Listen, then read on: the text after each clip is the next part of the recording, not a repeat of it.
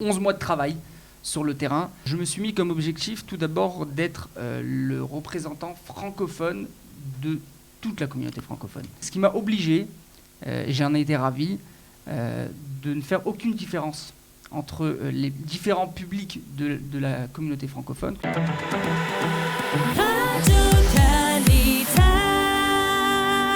Yossi Tayeb, bonjour Boker Tov. Bonjour, Boker Tov. Je vous ai présenté comme député sortant. Effectivement, Yossi, vous êtes encore député à l'heure actuelle ? Il faut comprendre que je suis rentré par l'intermédiaire de la loi norvégienne. C'est-à-dire après les élections, voilà. Voilà, après les dernières élections. Et ce qui donne en fait la possibilité à un ministre de démissionner pour faire rentrer les membres de son parti, les membres qui suivent dans la liste.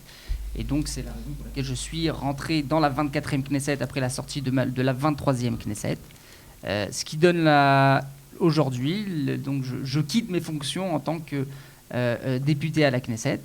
Ceci dit, je continue mes efforts envers la communauté francophone, la représentation. On parle aujourd'hui, si vous voulez, d'un problème technique. Techniquement parlant, je ne suis plus en effet député à la Knesset, mais le travail va continuer sur le terrain, va continuer dans les commissions, je serai présent. Oui. Je ne ferai pas partie de l'hémicycle, je ne voterai pas les lois, ne pourrai pas faire avancer des projets de loi, bien que, tel que se présente ce gouvernement, je ne sais pas combien les projets de loi personnels d'un député, comme on l'a vu hier d'ailleurs. Alors avant de revenir effectivement sur la formation de ce gouvernement, on le sait, le parti Chaz, vous-même, vous avez émis des critiques envers la formation de ce gouvernement, envers Naftali Bennett en particulier. C'est l'occasion de dresser une sorte de bilan de votre action. Combien de temps vous avez été finalement député ? Vous avez été député de deux Knesset, la 23e et la 24e. Alors, combien de temps ça fait exactement et quel bilan vous dressez de 11 mois très exactement, avec un laps de temps, si vous voulez, une sortie et rentrée de 24 heures entre la première Knesset et la deuxième Knesset. Encore une fois, des problèmes techniques pour mettre la loi en marche, la loi norvégienne. Il y a une abstention depuis la démission du ministre jusqu'à l'entrée du député. 11 mois de travail sur le terrain. Je me suis mis comme objectif tout d'abord d'être le représentant francophone de toute la communauté francophone. Ce qui donne, si vous voulez, ce qui m'a obligé, et j'en ai été ravi, de ne faire aucune différence entre les différents publics de la communauté francophone, que ce soit orthodoxe, la Tzionut Hadatit, religieux, traditionnaliste ou pas. Nous avons eu l'obligation de représenter la communauté francophone dans sa totalité. C'est ce qu'on a fait pendant ces 11 derniers mois. J'ai été très très proche du terrain et beaucoup à la Knesset. Il ne faut pas oublier que dans le Pirsoum, la publication de Chakouf, je suis arrivé en 3e place des députés qui étaient à la Knesset et qui ont fait des propos de loi, des sheiltot. Et j'étais présent dans plus de 90 commissions, présents et actifs. Je suis rentré pour travailler. Voilà. Alors si on devait résumer votre action, elle est intervenue, on le sait, au milieu de la crise du coronavirus. Si vous deviez résumer, par exemple, en particulier par rapport à la communauté francophone, puisque vous avez été choisi par Aryeh Deri pour représenter la communauté francophone à la Knesset, comment ça s'est traduit concrètement ? Donnez-nous des exemples très très concrets. Tout d'abord, mettre à l'ordre du jour les besoins de la communauté francophone. Il y a une communauté ici qui, aujourd'hui, avec un effectif énorme et qui va en ordre croissant, qui se multiplie, qui va se multiplier, j'espère, dans les prochaines années. Tout d'abord, mettre à l'ordre du jour qu'il y a ici en Israël une communauté francophone qui ne reçoit pas ce qu'elle aurait dû recevoir, que ce soit sur le plan social, sur le plan du logement, sur le plan des ulpanim. Ça, c'est quelque chose que, par exemple, à la Knesset, concrètement, des députés ou des ministres qui n'étaient pas au courant de l'apport de la communauté francophone à la société israélienne connaissent mieux grâce à vous ? Tout à fait. Quand on parle de la ministre de l'intégration, Pnina Tamano-Shata, qui est quelqu'un d'extraordinaire, j'ai travaillé d'ailleurs dans les coulisses en face de Benny Gantz pour qu'elle reste à son poste, car je pense qu'elle a fait un travail énorme et merveilleux, mais aussi en face de la communauté francophone. Elle a pris conscience de l'importance de venir et d'aider cette communauté francophone. Je pense que c'est, pour nous, pour la communauté francophone, une ministre qui a fait un travail monstre, dans la mesure... Et donc on lui souhaite de continuer à travailler ainsi. Tout d'abord, je souhaite ce gouvernement de pouvoir continuer à travailler et de pouvoir réussir dans leurs fonctions. D'accord, on va revenir au gouvernement, parce qu'on est dans un système démocratique, et c'est ce que la loi a. Donc on en est là.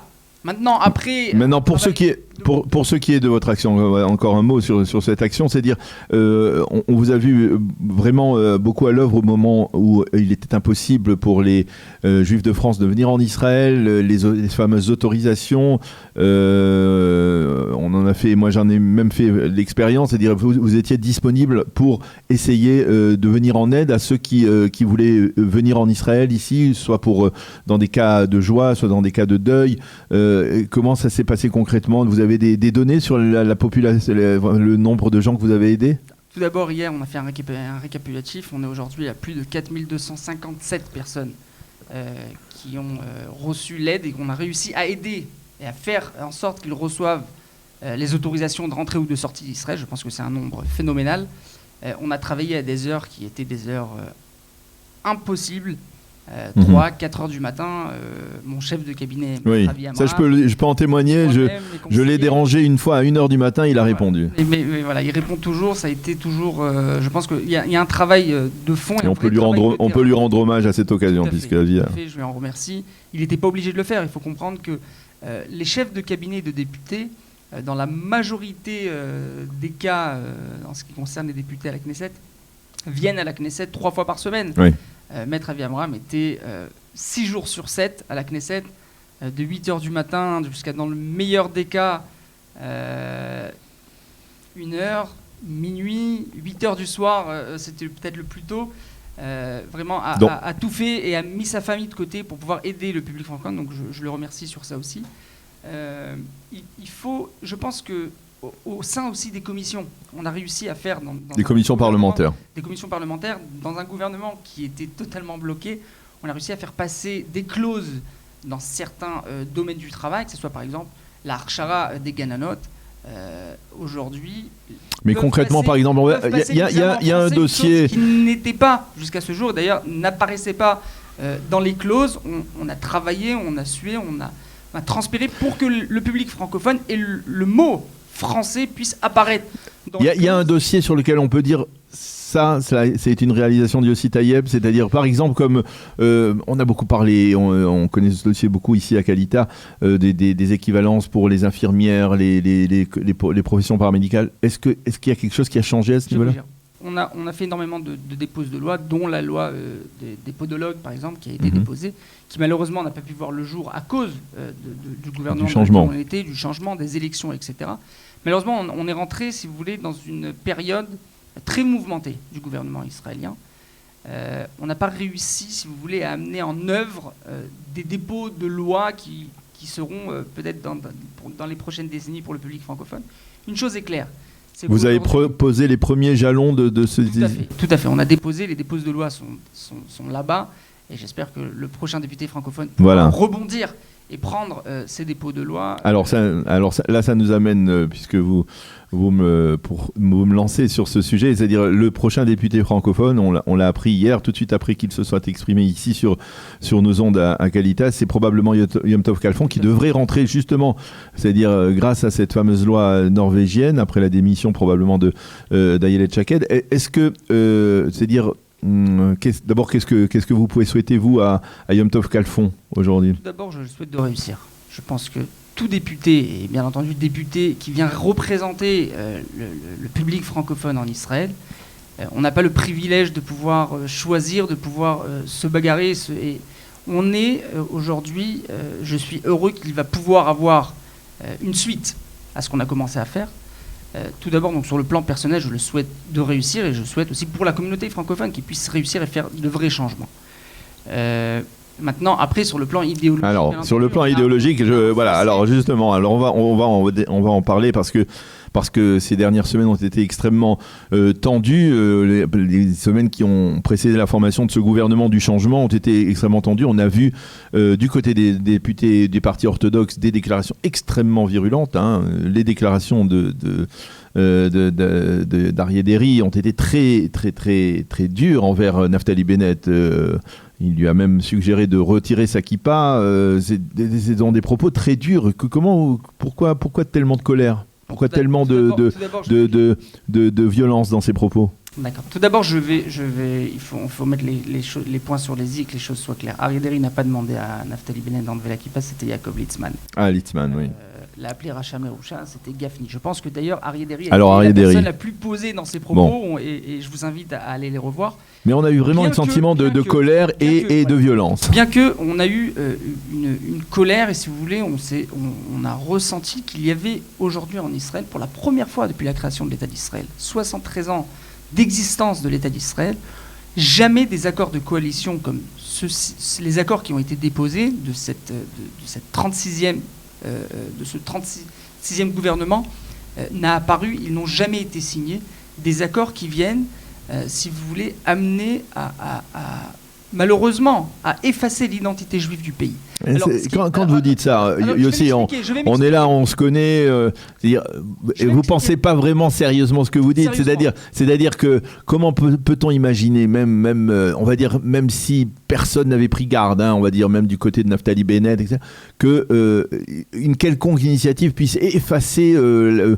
caractère juif de l'État d'Israël. Expliquez-vous. Je vais m'expliquer. Lorsqu'on parle de prendre toutes les forces et les droits de la Rabbanout Harashit. En ce qui concerne, je vais donner un exemple tout simple. En ce qui concerne la cacheroute, ce qui aurait été le plus simple pour la communauté orthodoxe aurait été de dire, vous savez quoi, on n'a rien à faire de la Rabbanout. De toute façon. Mais c'est parfois ce qu'elle dit, une partie chez les orthodoxes ashkénazes, c'est ce qu'on dit. Je vais m'expliquer. On n'en a rien à faire de la Rabbanout. De toute façon, la majorité du public orthodoxe ne mange pas l'air cher de la Rabbanout. Laissons ce que bon leur semble. Nous, on continuera à manger notre badatz Bet Yosef, Agouda, ou peu importe le badatz du public sur lequel on fait partie. Et ce qui est extraordinaire, c'est de voir aujourd'hui que c'est le public orthodoxe qui vient et qui se bat pour garder la force de la Rabbanout Harashit. Alors que, normalement, ça aurait dû être la Tzionut Hadatit qui vient et qui essaye de garder, si vous voulez, cet apprentissage, cette leçon et ce devoir de garder la Rabbanout Harashit en tant qu'institution de l'État qui vient garder la halakha du Rav Kook. Oui, mais ça vient du Rav Kook.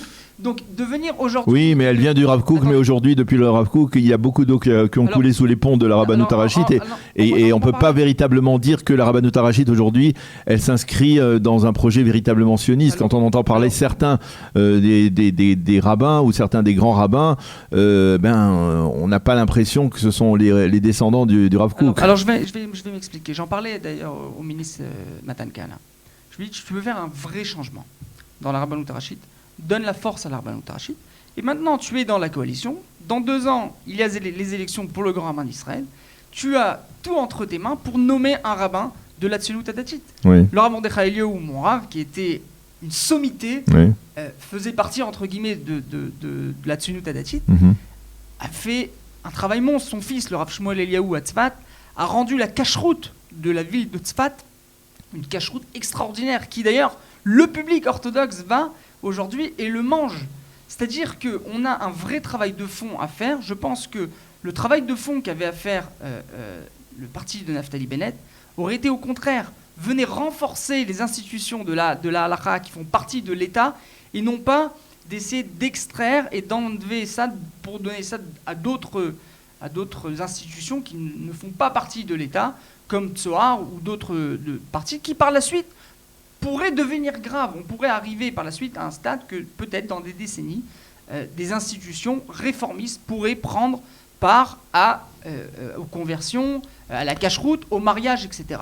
Maintenant, il ne faut pas oublier que Naftali Bennett a été la personne qui a mis en place la mirpessette des réformistes au Kotel. Aujourd'hui, s'il y a une place pour les réformistes au Kotel, c'est bien Naftali Bennett dans son alliance en 2013. Il y a une place, mais il y a une place, elle n'est pas occupée. Elle est occupée de plus en plus. Il ne faut pas oublier qu'aujourd'hui, on a un député, Gilad qui arrive, qui va faire un travail extraordinaire. Voilà, la Trouka qui va s'occuper de ça.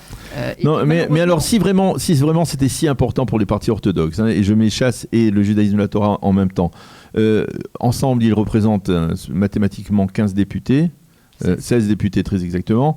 Eh bien, il aurait suffi peut-être de se détacher de l'emprise de Binyamin Netanyahou et de rejoindre peut-être le gouvernement avec de Naftali Bennett, peut-être à la place d'un homme qui ne vous aime pas et qui aujourd'hui est assis sur les finances de l'État. Il s'agit de Victor Lieberman. Pourquoi finalement le monde orthodoxe a tellement lié son destin à celui de Binyamin Netanyahou? Tout d'abord, ce qui est bizarre, c'est qu'aujourd'hui, des personnes qui tiennent leurs paroles et qui tiennent leurs promesses de campagne sont critiquées. C'est-à-dire que c'est le monde à l'envers. Je pense qu'on a été clair tout au long de la campagne.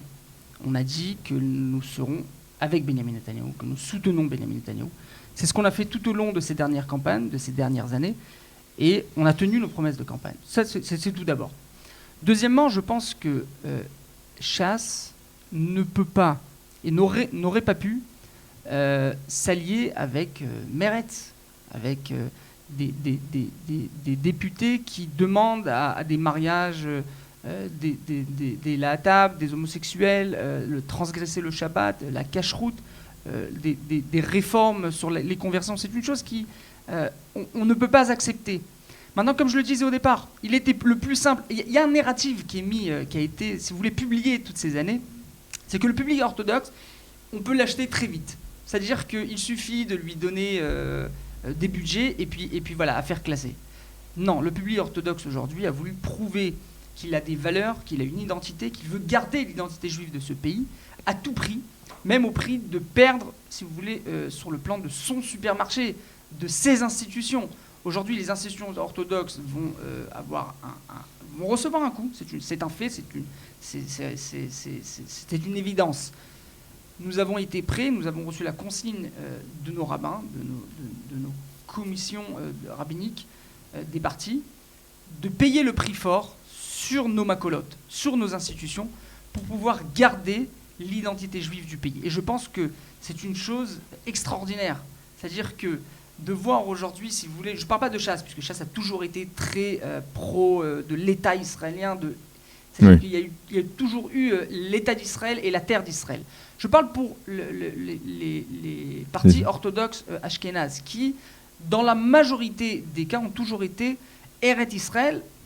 L'État d'Israël a été toujours un peu de côté, n'était pas vraiment...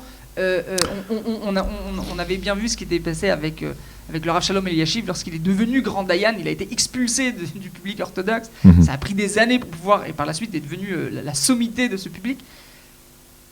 Aujourd'hui, lorsque le public orthodoxe fait partie des institutions du pays, veut faire partie, veut y participer, c'est là qu'on vient, on le critique et on lui demande de venir, de se mettre d'écart, de quitter Benyamin Netanyahou. On a aujourd'hui une coalition forte, une opposition forte de 52 députés, une chose qui n'est presque jamais vue dans les gouvernements israéliens, forte, unie, qui va venir, qui va travailler pour changer le pouvoir. Alors, je voudrais revenir avec vous et nous allons terminer ainsi au cours des 3 dernières minutes sur la violence verbale. Vous-même, je vous ai entendu sur les ondes d'I24 parler de Naftali Bennett en termes extrêmement durs, de traître, de trahison de la part de Naftali Bennett, et même, je crois vous avoir vu sur certains réseaux critiquer de manière très virulente Yom Tov Khalfon. Vous ne pensez pas que dans la conjoncture actuelle, il faut faire attention à la manière dont on s'exprime envers des adversaires politiques qui ne sont pas des ennemis, on va dire, mais des adversaires politiques. Il suffit d'ouvrir aujourd'hui Facebook pour voir même Yom Tov Khalfon qui est insulté presque au jour le jour. Qu'est-ce que vous pensez de cette manière? Comment doit-on se comporter quand on est député israélien, quel qu'il soit? Je vais vous expliquer. Je pense que sur mes interventions et sur ma publication sur Facebook, j'ai été très politique correct. J'ai tout simplement, j'ai pas appelé à la haine, d'ailleurs je l'ai marqué noir sur blanc. J'ai tout simplement appelé à Yom Tov, j'ai appelé Yom Tov, qui faisait partie du parti Yemina. Je l'ai appelé à sortir à haute voix, peu importe sa façon de penser, ce qu'il pensait et sa décision. Tout simplement, il y avait aujourd'hui un public qui s'est senti trahi. Et je ne parle pas, quand on parle de trahison, on ne parle pas de trahison du pays.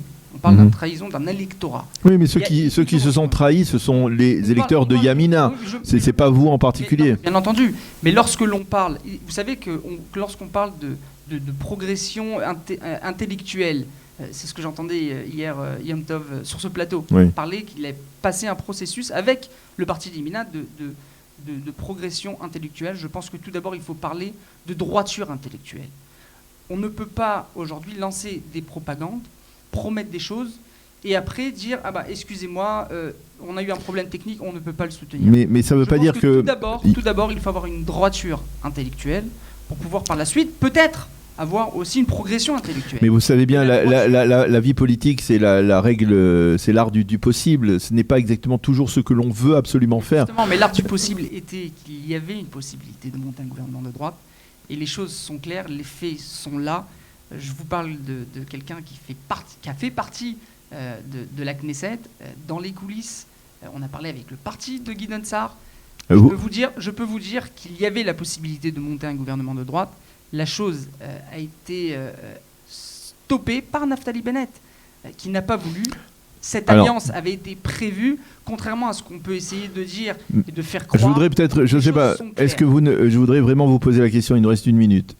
Il n'est pas temps d'apaiser les tensions, de revenir à un dialogue qui est beaucoup plus serein, beaucoup plus respectueux les uns envers les autres? Tout à fait. Tout d'abord, je pense tout dialogue doit être respectueux et on doit appeler à calmer le jeu et à essayer de faire en sorte que les choses... on va continuer à se battre entre opposition et coalition, c'est le travail politique qu'on a à faire. La façon peut-être de le faire, bien entendu, j'appelle à tous les réseaux sociaux et à toutes les personnes qui s'adressent à un député. Il y a une façon de s'adresser. Moi aussi, j'ai eu des personnes qui ont essayé de m'attaquer. J'ai même porté plainte au Ktsina Knesset pour des propos qui m'avaient été envoyés. Vérifie sous ta voiture demain matin. Je vais protéger à la Knesset, mais à l'extérieur, non. D'ailleurs, le Ktsina Knesset a voulu me mettre un garde du corps que je n'ai pas voulu. J'appelle à baisser les propos. On peut avoir des critiques. On a le devoir de venir de critiquer ce gouvernement qui n'a pas tenu sa parole, tout en le faisant de la meilleure façon et d'une façon posée et sainte. Merci beaucoup d'avoir été avec nous. Merci pour votre action et on espère vous retrouver prochainement d'une certaine manière à la Knesset avec Yom Tov Khalfon. Vous ne serez pas trop de deux pour défendre la communauté francophone. Merci beaucoup Yossi. Merci.